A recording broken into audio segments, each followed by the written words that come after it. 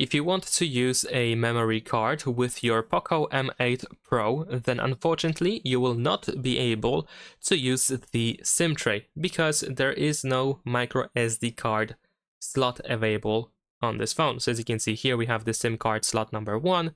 On the reverse side, we can find SIM card slot number 2, but there is simply no way to actually use the microSD card.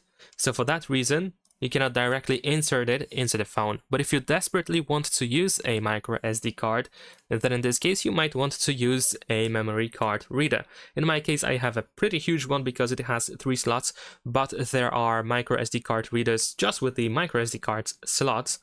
So of course you're looking for one that has USB-C cable.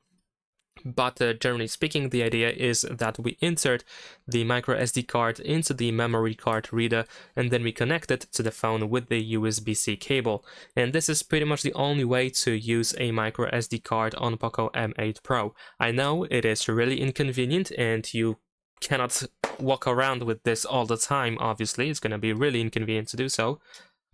But if you are in a situation where you just want to quickly transfer some files from the phone storage to the microSD card or the other way around, then this might be quite helpful. And that's pretty much it. Subscribe to my channel.